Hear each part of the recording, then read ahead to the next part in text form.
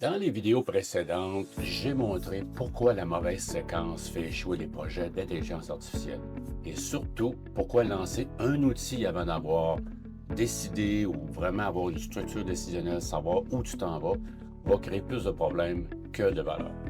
Parce qu'en fait, c'est pas que les organisations, les entreprises manquent d'outils. En fait, il y en a beaucoup, souvent, qui ne communiquent pas bien ensemble. C'est un autre sujet assez important aussi.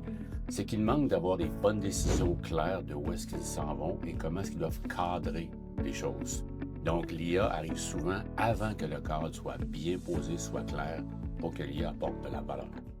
Il y a aussi le mythe de l'accélération. Aujourd'hui, on parle d'IA comme d'un accélérateur, aller plus vite, produire plus, répondre plus vite.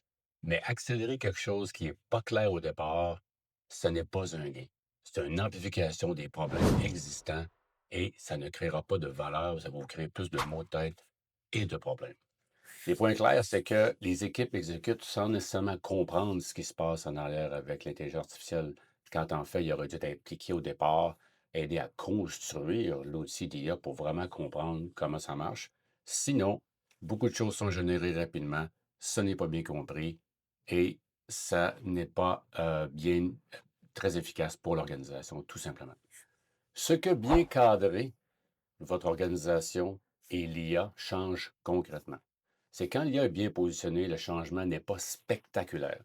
Il est plutôt vraiment subtil, mais beaucoup plus profond, beaucoup plus long terme, beaucoup plus de potentiel pour la croissance. Parce que il y a moins de micro-décisions.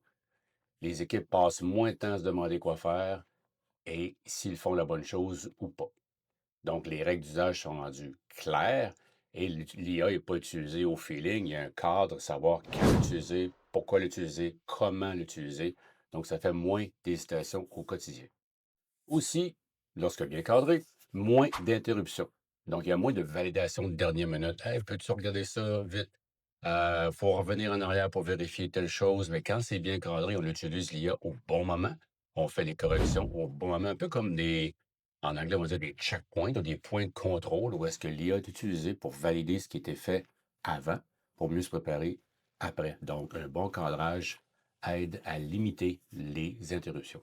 Autre chose assez importante aussi, c'est qu'il y a moins d'initiatives d'intelligence artificielle qui partent dans tous les sens. Ce que ça veut dire, c'est que certaines équipes ou certains employés vont expérimenter de leur côté, ils testent de leur côté, mais il n'y a pas vraiment un partage dans l'organisation et il n'y a pas de cadrage de comment l'utiliser, à savoir, par exemple, vous avez un compte gratuit, partage d'informations pertinente, confidentielle d'un client ou de l'organisation sur un compte gratuit, ça prend un cadrage pour gérer ça. S'assurer que les priorités sont connues, les tests qui sont faits sont vraiment bien cadrés, donc projet ou mini-projet à l'interne, pour s'assurer que tous en bénéficient et surtout que c'est bien cadré pour arriver au résultat obtenu, que ça peut prendre quelques expérimentations avant d'y arriver, puis s'assurer que l'énergie totale et le temps passé ne se dispersent pas. Et un autre point important, c'est plus de confiance, parce que les équipes savent où elles s'en vont, c'est bien cadré. Donc, confiance dans la façon d'utiliser, confiance dans le cadre qu'ils ont développé avec les dirigeants, naturellement, vous dans ce cas-ci, et confiance dans les décisions qui seront prises durant l'expérimentation, durant les tests, durant l'utilisation en mode production, et moins de cynisme face aux nouveaux outils qui arrivent, qui disent, ah, ben, l'IA est supposée tout régler, l'IA est magique, et finalement, se rendre compte que c'est pire. Donc, ça va ralentir votre développement avec tous les genres d'optimisation, mais aussi spécifiquement avec l'intelligence artificielle si les résultats ne sont pas là. Donc, où est le vrai gain avec tout ça? On parle beaucoup de gain de temps, de rapidité, comme je l'ai dit, mais le vrai gain n'est pas là. Le vrai gain, c'est de réduire la charge mentale liée aux décisions floues. Lorsqu'on peut utiliser l'IA pour se simplifier la vie au bon moment, de la bonne façon, on vient libérer et puis on peut avancer parce qu'on a des confirmations qui viennent naturellement de beaucoup de sources en arrière de l'IA, donc très rassurant.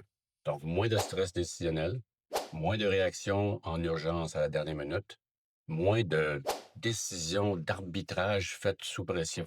Parce que les équipes respirent avec ça. Ils n'ont pas ce qu'ils veulent plus vite, mais ils l'ont avec la qualité parce que c'est bien structuré, c'est bien encadré. Donc, à ce moment-là, l'IA apporte le vrai gain à chacune des personnes, à chacune des équipes, donc à l'organisation dans son ensemble, et tout le monde en bénéficie.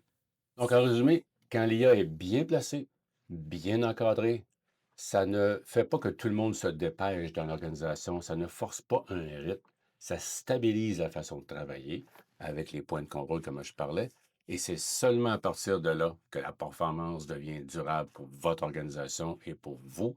Et là, la croissance peut vraiment être solide sur une excellente base en utilisant des outils d'optimisation comme l'intelligence artificielle.